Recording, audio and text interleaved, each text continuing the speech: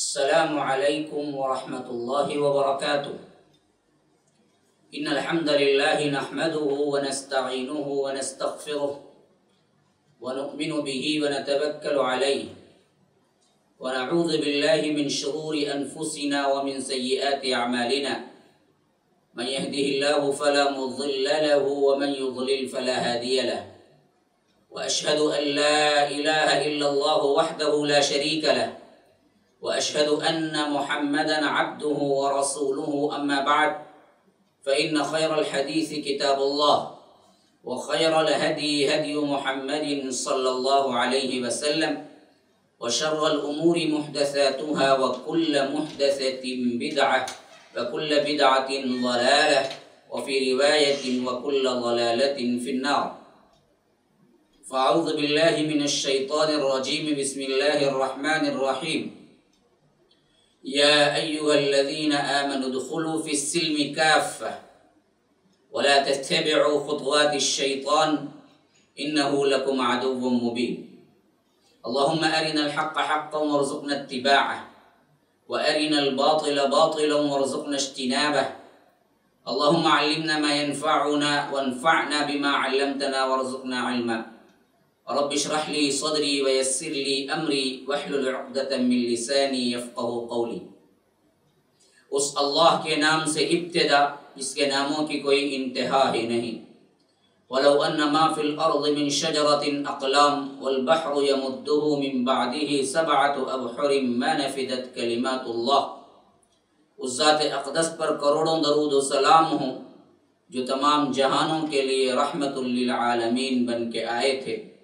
اللهم صل على محمد وعلى آل محمد كما صليت على إبراهيم وعلى آل إبراهيم إنك حميد مجيد وبارك على محمد وعلى آل محمد كما باركت على إبراهيم وعلى آل إبراهيم إنك حميد مجيد۔ برادران اسلام، واجب الاحترام بزرگوں، دوستوں، عزیز ساتھیوں، لائق احترام ماؤں اور بہنوں، درس بخاری کا جو سلسلہ آپ لوگوں کے سامنے جاری و ساری ہے، اللہ تبارک و تعالیٰ کے فضل و کرم سے ہم نے بخاری کے 9 احادیث کا مطالعہ کر لیا ہے۔ انشاءاللہ اس درس میں ہم امام بخاری رحمہ اللہ کتاب الایمان کے تحت جو تیسری حدیث لائے ہیں اور ٹوٹل نمبرات کے تحت جو 10ویں حدیث ہے، اس کو ہم پڑھیں گے، سمجھنے کی کوشش کریں گے اور عمل کرنے کی بھی کوشش کریں گے۔ برادران اسلام، یہ حدیث کا دورہ ہے، یہ وہ عظمت والی ہستی کی باتیں ہیں جن پر آنکھ بند کر کے اتباع کرنی چاہیے، جن کی اتباع اللہ کے رسول صلی اللہ علیہ وسلم کی اتباع اللہ تبارک و تعالی کی محبت کو حاصل کرنے کا سب سے بہترین ذریعہ ہے۔ آج جو نعرے لگا رہے ہیں، آج عاشقان محمدی کے نعرے مل جائیں گے، محبان اہل بیت کے نعرے مل جائیں گے، بدعات و خرافات میلاد منانے والے مل جائیں گے، لیکن اصل جو چیز ہے جس سے اللہ تبارک و تعالی محبت کرتا ہے اور رسول کے لیے حکم دیتا ہے، وہ ہے ان کنتم تحبون اللہ فاتبعونی، اللہ کے رسول کی اتباع کرو، یحببکم اللہ، رب خود محبت کرے گا۔ تو اس عظیم ترین ہستی کی باتیں اور ان احادیث کا دورہ جو کائنات میں اللہ تبارک و تعالی کے کلام کے بعد سب سے اصح ترین کتاب بخاری کا دورہ آپ کے سامنے ہے، تو آپ کو بھی اس اہمیت کے ساتھ بیٹھنا چاہیے، ادب و احترام سے سننے کے لیے تیار ہو جانا چاہیے کہ آپ اس سے واقعتاً فائدہ اٹھا سکیں۔ با ادب با نصیب، بے ادب بے نصیب، ادب پہلا قرینہ ہے محبت کے قرینوں میں، جیسا کہ شاعر کہتا ہے ادب و احترام سب سے اہم ترین چیز ہے، ادب سے ہی اللہ تبارک و تعالی کی محبت، اللہ کے رسول صلی اللہ علیہ وسلم کی محبت آتی ہے۔ اور ادب احترام کا یہ معنی نہیں کہ محمد صلی اللہ علیہ وسلم کا نام آ جائے تو انگوٹھے چومتے ہوئے بیٹھ جائیں، یہ ادب کا طریقہ نہیں ہے، نہ کسی حدیث میں اللہ تبارک و تعالی نے اپنے حبیب کے ذریعے بتایا ہے۔ ادب کا تقاضا یہ ہے کہ اللہ کے رسول صلی اللہ علیہ وسلم کا نام آ جائے تو درود شریف پڑھو اور صلی اللہ علیہ وسلم کہو، اور اللہ کے رسول کی باتوں میں جو بات تمہیں ملے عمل کی سر تسلیم خم کر دو، اپنی منمانی نہیں۔ ہزار غفلتیں ہوں، تکلیفات ہوں، غلطیاں ہوں، اب آ گئی بات آپ کے سامنے، فوراً پچھلی زندگی میں کوئی گناہ ہوا ہے، آپ کی لا علمی کے اعتبار سے کوئی غلط کام ہوا ہے، معافی توبہ کرو اور اللہ کے رسول صلی اللہ علیہ وسلم کی احادیث کی پیروی کرو۔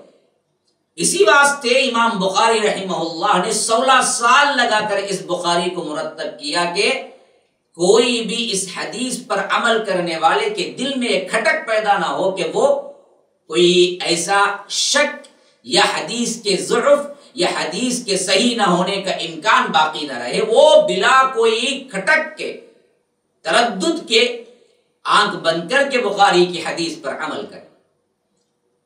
تو امام بخاری رحمہ اللہ اس حدیث کو لانے سے پہلے باب باندھا ہے، سب ہیڈنگ، کتاب الایمان ہم پڑھ رہے ہیں، کتاب نمبرات کے اعتبار سے یہ کتاب الوحی کے بعد کی دوسری کتاب ہے، اسے مین ہیڈنگ کہہ لیجئے، اور سب ہیڈنگ جو ہے باب باندھا ہے، خاص کر اس حدیث کو لانے سے پہلے جو حدیث نمبر کے اعتبار سے 10 ہے، کتاب کے نمبرات کے اعتبار سے حدیث 3ویں ہے۔ فرمایا کہ بابن، کون سا باب، کون سی سب ہیڈنگ؟ المسلم من سلم المسلمون من لسانہ و یدہ، حدیث کے الفاظ ہی کو اس حدیث کے لیے سب ہیڈنگ قرار دیا، اس بات کے بیان میں کہ مسلمان وہ ہے جس کی زبان اور ہاتھ سے مسلمان محفوظ رہے۔ پھر اس کے بعد انہوں نے اس طرح حدیث لائے ہیں، کہتے ہیں حدثنا آدم بن ابی ایاس قال حدثنا شعبہ عن عبد اللہ بن ابی السفر واسماعیل عن الشعبی عن عبد اللہ بن عمرو عن النبی صلی اللہ علیہ وسلم قال المسلم من سلم المسلمون من لسانه ويده والمهاجر من هجر ما نهى الله عنه۔ یہ حدیث نسائی اور ابو داود میں بھی آئی ہے، اس کی دوسری سند امام بخاری اس حدیث میں 2 تعلیقات لائے ہیں، ایک اوپر کی ایک نیچے کی، کہتے ہیں قال ابو عبداللہ وقال ابو معاویہ حدثنا داود بن ابی ہند عن عامر قال سمعت عبد الله بن عمر يحدث عن النبي صلى الله عليه وسلم وقال عبد الاعلى عن داود عن عامر عن عبد الله عن النبي صلی اللہ علیہ وسلم۔ دوسری جو تعلیق لائے ہیں اس میں کہتے ہیں کہ قال ابو عبداللہ وقال ابو معاویہ حدثنا داود بن ابی ہند عن عامر قال سمعت عبد الله بن عمرو يحدث عن النبي وقال عبد الاعلى عن داود عن عامر عن عبد الله عن النبي صلی اللہ علیہ وسلم۔ یعنی حدیث کچھ اس کا ترجمہ یوں ہوا کہ ہم سے آدم ابن ابی ایاس نے یہ حدیث بیان کی، ان کو شعبہ نے، اور وہ عبداللہ ابن ابی السفر اور اسماعیل سے روایت کرتے ہیں، یعنی ایک ہی آدمی ہیں۔ کون ہے؟ شعبہ، جو روایت کر رہے ہیں عبداللہ ابن ابی السفر اور اسماعیل یعنی امام بخاری، اور وہ دونوں شعبی سے نقل کرتے ہیں، اور انہوں نے عبداللہ بن عمرو بن عاص سے کہ وہ نبی کریم صلی اللہ علیہ وسلم سے روایت کرتے ہیں کہ آپ نے فرمایا مسلمان وہ ہے جس کی زبان اور ہاتھ سے مسلمان بچے رہیں، محفوظ رہیں، اور مہاجر وہ ہے جو ان کاموں کو چھوڑ دے جن سے اللہ نے منع کیا ہے، یعنی اللہ کے منع کردہ کاموں کو چھوڑ دے، وہ مہاجر ہے۔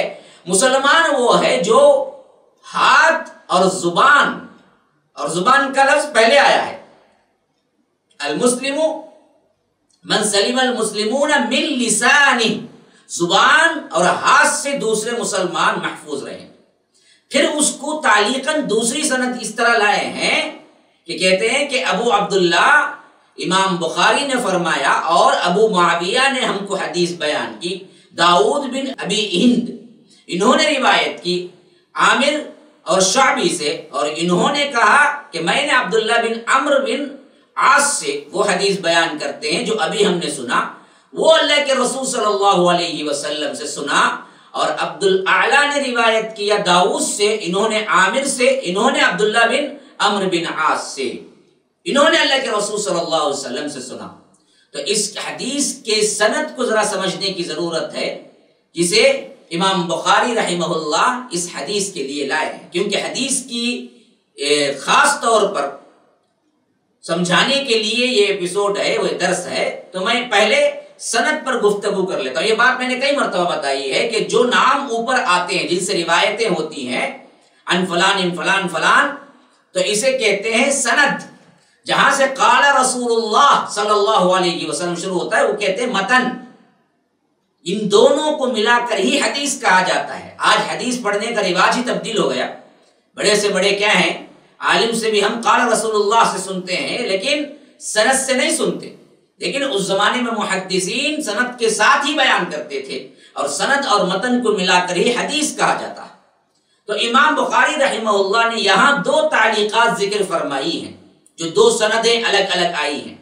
پہلی اس واسطے اس کا مقصد یہ ہے کہ عامر اور شعبی ہر دو سے ایک ہی راوی مراد ہے، جس کا نام ہے خاص کر شعبی اور عامر کے ساتھ جو ایک روایت کرنے والے ہیں، وہ دراصل امام بخاری رحمہ اللہ بتا رہے ہیں کہ وہ ایک ہی راوی ہے. آگے دو اشخاص کا نام آ رہا ہے لیکن وہ ایک راوی ہے، بتانا مقصود ہے شعبی اور عامر کے لقب سے. دوسرا مقصد یہ ہے کہ ابن ہند، جس کی روایت سے شبہ ہوتا ہے کہ عبداللہ بن عمرو بن عاص سے شعبی نے براہ راست روایت کو نہیں سنا، تو اس واسطے انہوں نے کیا کیا، اس شبہ کو دور کرنے کے لیے انا عامر قال سمعت عبداللہ بن عمرو، یعنی عمر کا لفظ کا اضافہ کر کے بتلایا کہ یہ عبداللہ بن مسعود نہیں ہو سکتے، عبداللہ بن عمر نہیں ہو سکتے، یہ عبداللہ بن عمرو بن عاص ہیں. اس کی تصریحاً وضاحت کے لیے انہوں نے کیا کیا، یہاں پر عبداللہ بن عمرو کے ساتھ عاص یعنی عمر نہیں لکھا، یا عبداللہ کہہ کے نہیں چھوڑ دیا، بلکہ خاص عبداللہ بن عمرو لکھا، کیونکہ یہ واضح ہو رہا ہے کہ یہ عبداللہ بن مسعود مراد نہیں ہے، کیونکہ خالی عبداللہ سے کئی شبہات ہو سکتے تھے. تو اس واسطے انہوں نے تشریح کر دی، دو تعلیقات اس طرح یہاں پر ذکر کیا ہے. اب آئیے مجموعی حدیث کی طرف، جہاں پر اللہ کے رسول صلی اللہ علیہ وسلم نے فرمایا ہے کہ المسلم من سلم المسلمون من لسانہ و یدہ، مسلمان وہ ہے جس کے لسان، زبان اور ہاتھ سے دوسرا مسلمان ہے. کیوں پہلے زبان کو لایا بعد میں ہاتھ کو لایا؟ محدثین بڑی پیاری توجیہ کہتے ہیں، یہ ہے فقہ، یہ ہے اللہ تبارک و تعالی فہم عطا کرتا ہے دین کا. کہتے ہیں کہ اصل میں زبان سے جو ایذائیں ہو سکتی ہیں وہ ہاتھ سے جو ہو سکتی ہیں تکالیف اس سے بڑی ہوتی ہیں، اس سے زیادہ گہری ہوتی ہیں. اس واسطے زبان کو سنبھال کے بات کرو. مار انسان بھول جاتا ہے لیکن زبان کی بس زبانی نہیں بھولتا، وار نہیں بھولتا. اسی واسطے کیا ہے، وہ مقولہ بہت مشہور ہے، نیزوں کے زخم بھر جاتے ہیں لیکن زبانوں کے لسان زبانوں کے زخم عرصے تک نہیں بھرتے. مار لیجئے ایک انسان بھول جاتا ہے، لیکن کوئی ایسا غلط لفظ اس کے لیے کہہ دیجئے وہ ساری عمر یاد رکھتا ہے کہ اس نے فلاں وقت مجھے یہ کہا. تو اس واسطے زبان کا زخم، زبان کی تکلیف زیادہ ہے، تو اللہ کے رسول نے پہلے زبان کو لایا. کیا حکمتیں ہیں دیکھیے. اس لیے فرمایا کہ من سلم المسلمون من لسانہ، مسلمان وہ ہے جو دوسرے مسلمان اس کی زبان سے محفوظ رہیں۔ اب زبان میں کیا کیا ہے؟ گالیاں، چغلیاں، بس زبانی، تانے، الزامات، جھوٹ، یہ سب زبان کی تکلیفات ہیں۔ اور اس کو رب العالمین اپنے حبیب کے ذریعے جو بتا رہا ہے وہ کیا ہے؟ اس میں فرمایا کہ مسلمان وہ ہے کا مطلب مکمل مسلمان نہیں ہے جو بس زبان ہے۔ بس زبان جو ہے نا وہ مکمل مسلمان نہیں ہے۔ اور امام بخاری اس باب کو لانے کے وجہ سے کہ اس کتاب کے اندر کتاب الایمان کے وہ بات بھی واضح ہو گئی جو میں ہمیشہ یاد دلا رہا ہوں کہ عمل ایمان کا حصہ ہے۔ باوجود 5 ارکان اسلام کے، 6 ارکان ایمان کے ہونے کے باوجود امام بخاری کہہ رہے ہیں کہ اس کی مکمل ایمان اور مکمل مسلمانیت اس میں بھی ہے کہ اس کی زبان محفوظ رہے۔ تو عمل ہے عمل، لیکن یہاں ایمان کے اندر لائے امام بخاری رحمہ اللہ بتا رہے ہیں کہ مسلمان وہ ہے جو دوسرے مسلمان اس کی زبان سے محفوظ رہیں۔ کیا مطلب؟ گالم گلوچ سے محفوظ رہیں، بس زبانی سے محفوظ رہیں، تانہ زنی سے محفوظ رہیں، غیبت سے محفوظ رہیں، اس کے جھوٹ سے محفوظ رہیں، اس کا ٹھٹا مذاق سے محفوظ رہیں۔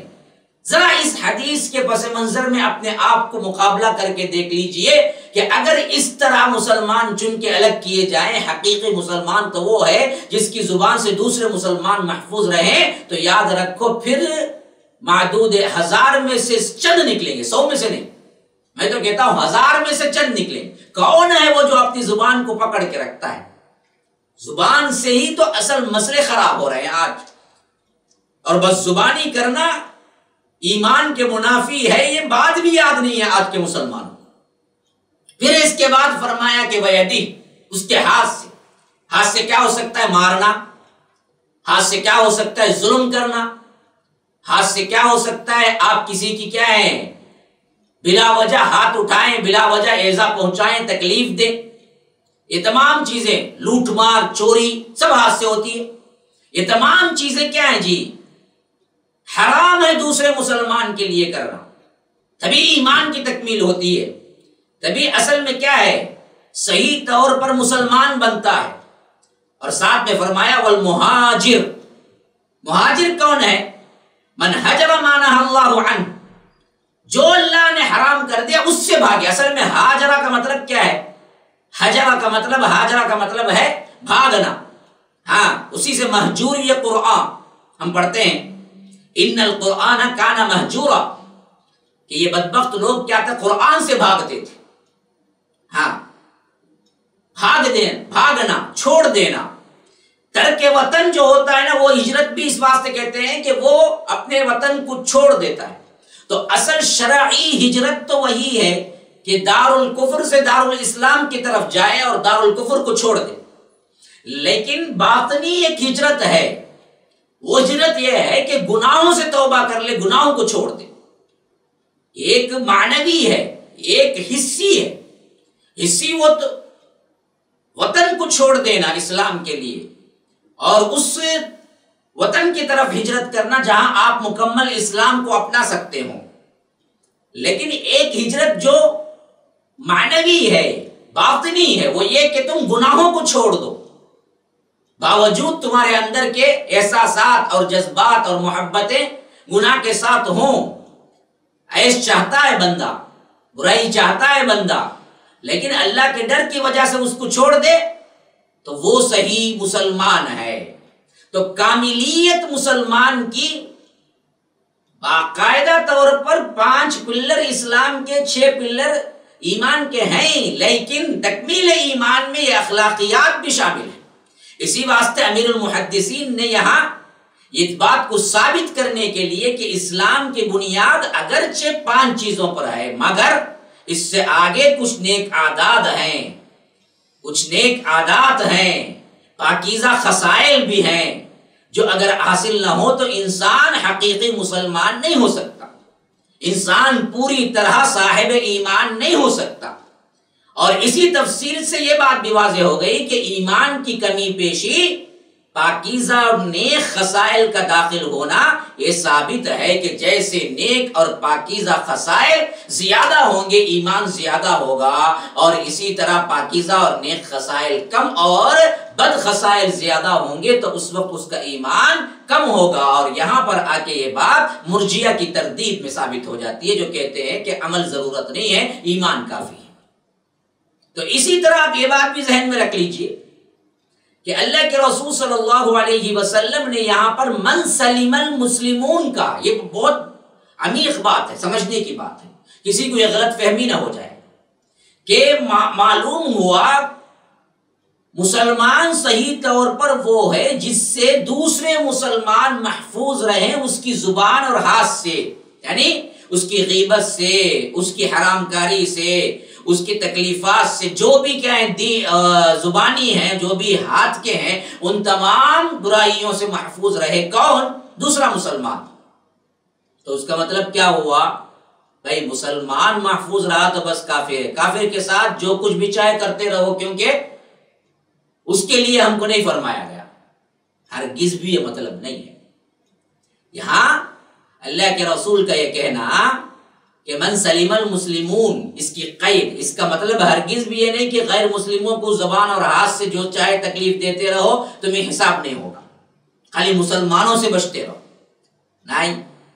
اسی شبہ کو دور کرنے کے لیے دوسری روایات میں من امنہ الناس، مطلب یہ لوگ محفوظ رہیں، لوگ امن میں آ جائیں، ناس کا لفظ آیا، وہاں پر اسلام اور مسلمان کا لفظ نہیں آیا، ہر انسان محفوظ رہے، خواہ کوئی بھی ہو، کسی بھی مذہب کو، کسی بھی دھرم کو ماننے والا کیوں نہ ہو، مسلمان اگر صحیح ہے تو اس پر ضروری ہے کہ وہ کسی انسان کو تکلیف نہ دے، خواہ وہ ہاتھ سے ہو، خواہ وہ زبان سے ہو، کوئی بھی ہو، اس سے محفوظ رہے۔ اب ذرا اللہ کے لیے غور کر کے دیکھیں میرے بھائیوں، اس معیار سے اگر تلاش کیا جائے تو کتنے مسلمان ملیں گے جو حقیقی مسلمان کہلانے کے مستحق ہوں گے؟ کتنے ہیں جن کی زندگیاں غیبت پر، بدگوئی پر، گالی گلوچ پر، بلکہ شیوا بن چکا ہے ان کا یہی، اور اس کو عیب ہی نہیں سمجھا جاتا ہے۔ خواتین کے لیے سب سے بڑی عبرت اور نصیحت ہے اس معاملے میں۔ اتنی خواتین سونے کے بعد کا جو حصہ ان کو ملتا ہے زندگی گزارنے کا 24 گھنٹوں میں سمجھتا ہوں کوئی 6 گھنٹے کوئی 8 گھنٹے سو لے، لیکن بقیہ جو ملتا ہے 18 یا 17 یا 16 گھنٹے اگر اس میں برابر غیر جانبداری سے خود بیٹھ کے سوچ کے نکالیں تو تقریباً اس کا نصف سے زیادہ غیبت یا چغلی پر مبنی باتیں ہوں گے جو ہم کرتے ہیں، خواہ وہ مرد ہوں خواہ وہ عورت ہوں، اس معاملے میں کوئی کسی سے پیچھے نہیں ہے، لیکن زیادہ ہم دیکھتے ہیں کہ خواتین میں یہ مرض زیادہ ہے، جبکہ یہ مسلمانیت اور ایمان کے منافی چیز ہے۔ چھوڑ دو اس کو، غیبت کو چھوڑ دو، چغلی کو چھوڑ دو، جھوٹ کو چھوڑ دو، لعنت اللہ علی الکاذبین، جھوٹوں پر اللہ کی لعنت۔ تو معلوم ہوا کہ جھوٹ اصل میں کیا نہیں ہے، چھوٹا گناہ ہرگز بھی نہیں ہے، کیونکہ لعنت اس گناہ پہ ہوتی ہے جو بڑا ہوتا ہے۔ بڑے گناہوں کو الگ سے فائنڈ آؤٹ کرنے کے لیے تو جو تخصیص علماء نے کی اس میں ایک یہ بات بھی ہے کہ جس گناہ پر اللہ کی لعنت ہوئی ہے یا رسول اللہ نے لعنت کی ہے وہ گناہ بڑا ہے۔ اب جھوٹ کو اللہ نے کہا کہ لعنت اللہ کی لعنت، جھوٹوں پر اللہ کی لعنت، تو جھوٹ اصل میں چھوٹا گناہ نہیں ہے جیسا کہ ہمارے ذہنوں میں بیٹھا ہوا ہے، بڑا گناہ ہے جھوٹ۔ غیبت چغلی چھوٹا گناہ نہیں ہے۔ ہاں یاد رکھیے اس کے بارے میں اللہ تبارک و تعالی نے حجرات میں جب اس سلسلے میں نصیحت فرمائی تو فرمایا اَيُحِبُّ أَحَدُكُمْ أَن يَأْكُلَ لَحْمَ أَخِيهِ مَيْتًا فَكَرِهْتُمُوهُ۔ یا رب، فرمایا غیبت اتنا خطرناک ترین گناہ ہے، غیبت اتنا خطرناک ترین گناہ ہے، وَلَا یغتب بعضکم بعضا، غیبت نہ کرو ایک دوسرے کی تم.